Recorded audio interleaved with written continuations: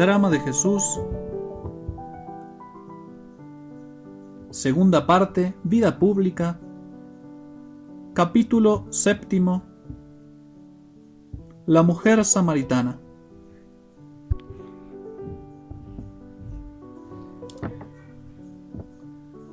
Habíamos visto que, habiendo oído Jesús que Juan había sido encarcelado, se retiró a la Galilea.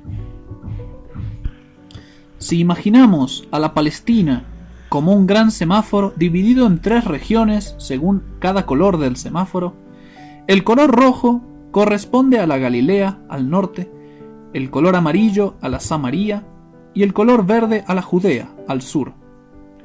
Jesús estaba en la Judea bautizando cuando decidió dirigirse a la Galilea, y para ello el camino más recto atravesaba la Samaria. Solían los judíos dar un considerable rodeo para evitar las vejaciones y molestias que les reservaban de ordinario los samaritanos al transitar por su territorio. Jesús varias veces dio este rodeo en sus peregrinaciones, pero en este caso prefirió tomar el camino más corto, que va directamente de sur a norte, atravesando la Samaria.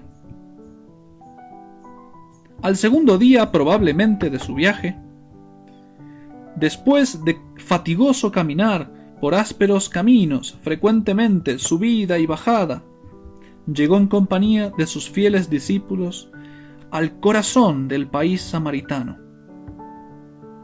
Y estaba allí la fuente de Jacob, y Jesús, cansado del camino, estaba allí sentado sobre la fuente. Era la hora del mediodía.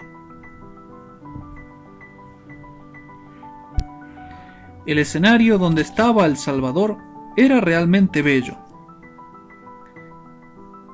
Es un valle entre 2 montes, el Ebal y el Garizim. La desnudez casi completa de estas 2 montañas, relativamente gigantescas, hace resaltar mejor el esplendoroso verde de este vallecito regado por abundantes fuentes. Camina uno a la sombra del follaje a lo largo de aguas vivas, encantado por las melodías de multitud de pajarillos. En los huertos y vergeles que rodean a la ciudad hay una vegetación exuberante. Los discípulos habían ido a la ciudad, cercana al pozo, para comprar alimento. Había quedado Jesús completamente solo. Probable es que Juan, convertido ya en amigo especialísimo de Jesús, se hubiese quedado con el amado Maestro. Eso explicaría la índole tan animada y minuciosa de la narración. De improviso, por el sendero que conducía al pozo, llegó una mujer, joven aún, que con un ánfora de barro sobre la cabeza o sobre el hombro, venía a renovar su provisión de agua. Venía a la hora de la comida principal del día, al mediodía. Provista de una larga cuerda que hizo deslizar a lo largo del pozo, pronto llenó su cántaro. Jesús le habló entonces diciendo: «Dame de beber».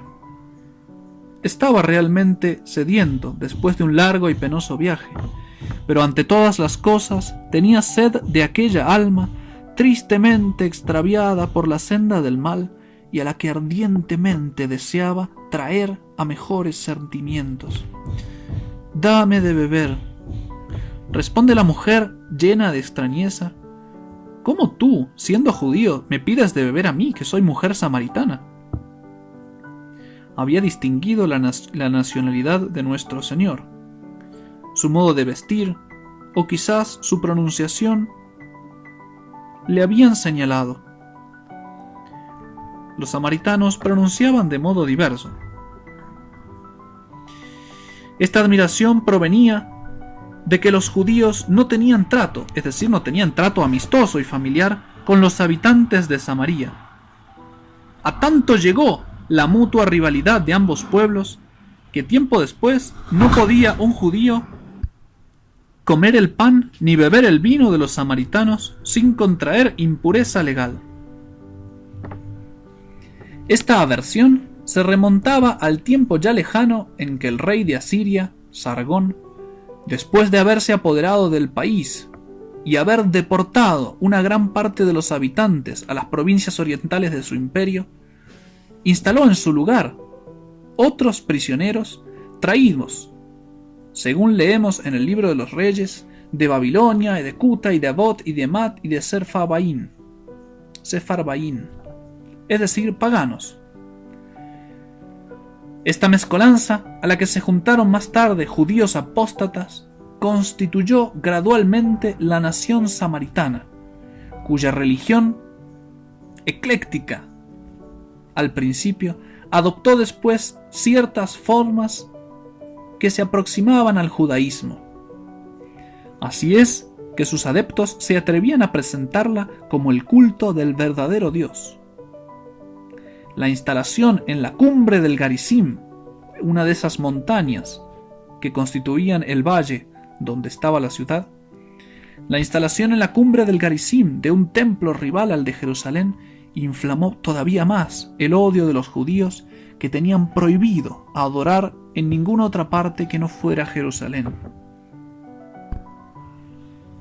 Tenía razón de extrañarse la samaritana, pero el Salvador, sin responder directamente a la pregunta, le replicó: si conocieses el don de Dios, y quién es el que te dice dame de beber, tú de cierto le pedirías a él, y él te daría agua viva.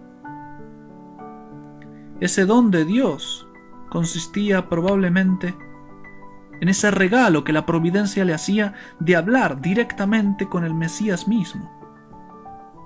La expresión agua viva es el agua corriente de los manantiales, en oposición al agua estancada de las cisternas, y tanto más preciada esa agua viva cuanto que en Palestina se la encuentra muy poco. Agua que corre, agua de manantial, de vertiente. Incluso el pozo de Jacob tenía agua viva, porque, aunque estaba en las profundidades, era un manantial subterráneo. En este lugar esta expresión simboliza la abundancia de gracias que el Espíritu Santo difunde en las almas y la vida sobreabundante que Cristo trajo al mundo. Admirada, responde la mujer: Señor, no tienes con qué sacarla y el pozo es hondo. ¿De dónde, pues, tienes el agua viva? No era aún capaz de elevarse, pero sospecha que se halla en presencia de uno que es algo más que los otros judíos. El agua del pozo de Jacob era agua viva, sí, pero Jesús no tenía a mano ni la cuerda, ni el saquito de cuero, ni la diminuta ánfora que los viajeros solían llevar consigo en Palestina para sacar el agua necesaria de los pozos que se hallacen a lo largo de los caminos. Con cierta altivez, en tono de ironía y de incredulidad, añade la samaritana: por ventura, eres tú mayor que nuestro padre Jacob, el cual nos dio este pozo, del cual bebieron él, y sus hijos, y sus ganados. Pensaba que, por grande que fuera, ese judío no podía ser superior a Jacob el patriarca. Considerar y proclamar a Jacob como antepasado suyo era orgullo nacional de los samaritanos, aunque en realidad la mayoría de ellos era de origen pagano. Continuó Jesús: quien quiera que beba de esta agua volverá a tener sed, mas el que bebiere del agua que yo le daré nunca jamás tendrá sed, porque el agua que yo le dé se convertirá en él en fuente de agua que saltará hasta la vida eterna.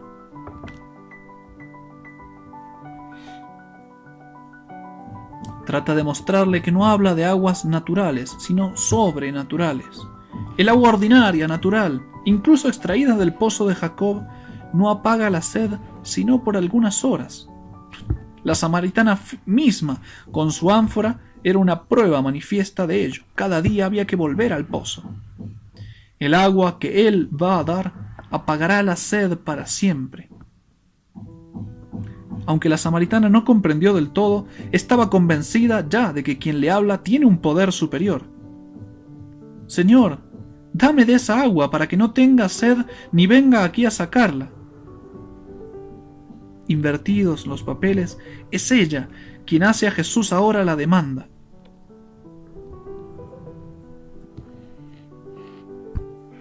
Es curiosa la explicación para que no tenga yo que venir aquí.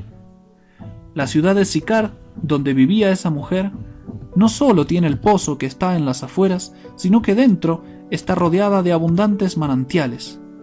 ¿Por qué, pues, venía tan lejos, cuando más cerca de Sicar había tantos manantiales? ¿Acaso por la situación irregular en que vivía y por el consiguiente temor de los sarcasmos y las burlas de sus compañeras, si iba a llenar su cántaro al mismo sitio o a las mismas horas que ellas? Jesús va a intentar sacudir esa conciencia. Ve, le dice, ve, llama a tu marido y ven acá con él. Su verdadero fin era sacudir fuertemente para despertarla aquella alma dormida en el mal. Confusa y sonrojada respondió: no tengo marido. Bien has dicho, no tengo marido, porque 5 has tenido y el que ahora tienes no es tu marido. Has dicho verdad con eso. Bien fuese que se hubiese casado 5 veces, por haber enviudado 5 veces, o porque los hubiera tenido por obra del divorcio, que en aquellos tiempos tan relajados era tan fácil. Era sobradamente evidente la ligereza de costumbres de aquella mujer. Señor, veo que eres profeta. Y luego, parte porque, aunque pecadora, tenía la fe y curiosidad de lo que por aquel tiempo andaba de boca en boca de todos acerca de la próxima aparición del Mesías. Parte también por el deseo de interrumpir una conversación que por la fuerza le debería ser humillante. Da un corte y propone una duda. Veo que eres profeta. Nuestros padres adoraron en este monte, en el Garizim, señalándolo, y vosotros decís que está en Jerusalén, el sitio en que se debe adorar.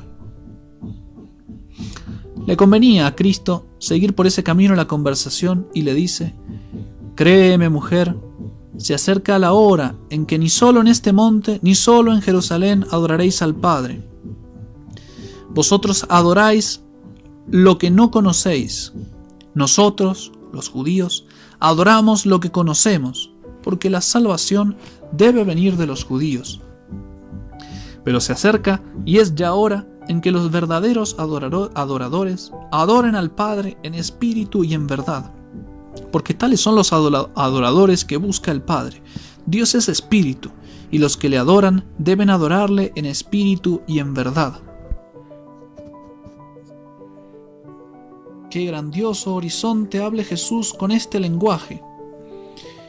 Adorar en espíritu en oposición contra esa religión tan carnal de los sacrificios judaicos que más parecía una carnicería que una religión, y adorar en verdad, en donde las figuras y las sombras dejan paso a la verdad de la religión.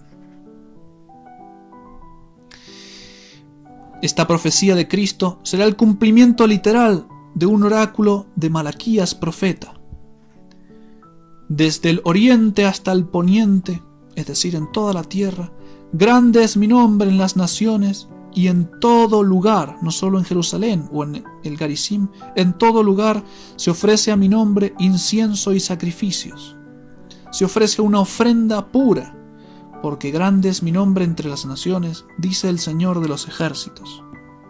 Malaquías profetiza entonces el sacrificio perpetuo ofrecido en todo lugar, la Santa Misa. Después Cristo, con su respuesta, resuelve el problema propuesto por la samaritana. Hasta entonces solo los judíos habían practicado el culto agradable a Dios. El templo de Jerusalén era el único santuario legítimo. La religión de los samaritanos era un culto cismático, porque la salvación viene de los judíos. Demasiado elevadas parecieron a la pobrecita pecadora estas palabras, y sin comprender demasiado, y como para indicar al nazareno que ella esperaba a alguien que le resolviera sus dudas, dice humildemente: ya sé que viene el Mesías, Cuando Él llegue, Él nos declarará todas las cosas. Entonces Jesús le responde con la sencillez de lo sublime: yo soy el mismo que está hablando contigo. Jesús, que en su trato con los judíos se abstendrá durante muchísimo tiempo de aplicarse directa y claramente el título de Mesías por sus extravagantes esperanzas mesiánicas. Como los samaritanos no se habían forjado esas ideas del Mesías, Jesús no vaciló en presentarse ante ellos con el título oficial de Mesías desde el primer momento. A este punto llegaba la conversación cuando tornaron los discípulos, y al ver a su maestro hablando con una mujer, se llenaron de extrañeza. Tal era la castidad del maestro. La samaritana se alejó, tan conmovida estaba que se olvidó de llevar su cántaro. Volvióse apresurada a Sicar: «Venid y ved a un hombre que me ha dicho todas cuantas cosas he hecho. ¿No será por ventura el Mesías?». La mayoría de los habitantes de la aldea se encaminaron sin perder momento hacia el pozo de Jacob para ver de cerca al misterioso extranjero. Entretanto, instaban a los discípulos diciendo: «Maestro, come», pues ya habían traído comida de la ciudad. Y les dice él: «Yo tengo para alimentarme un manjar que vosotros no sabéis». Pensaban pues los discípulos unos con otros: ¿ya le habrá dado a otro de comer? Jesús les dijo: «Mi comida, mi alimento, es hacer la voluntad del que me ha enviado y cumplir su obra». ¿No decís vosotros: «Ea, dentro de 4 meses estaremos ya en la siega»? Pues ahora os digo: levantad vuestros ojos, tended la vista por los campos y ved las mieses que ya están blancas y dispuestas para la siega. La mies es la espiga de trigo cuando está gorda, con el fruto ya maduro. Se pone de color blanquecino, pues empieza a secar al sol, y está dispuesta para la siega, es decir, la cosecha. En efecto, se veían ya venir a los samaritanos que salían de Sicar, atraídos y convencidos por la palabra de la mujer del cántaro, arrepentida y convertida por obra de Cristo en predicadora. Y llegados a él, le rogaban que se quedase allí. Él se quedó 2 días, y creyeron muchos más por su predicación, y le decían a la mujer: «Ya no creemos por lo que tú has dicho, pues nosotros mismos le hemos oído y hemos conocido que este es el Salvador del mundo». Salvador del mundo, el título propio de Jesús. El nombre Jesús significa Salvador, el título que conquistará con su sangre. Los samaritanos fueron los primeros en dárselo. 2 días convivió con ellos y ellos lo conocieron. 3 años vivirá con los judíos y lo crucificarán. Pasados los 2 días allí, Jesús salió de Samaria y prosiguió al norte su viaje a la Galilea, pasando, según nuestra comparación, del color amarillo del semáforo al color rojo.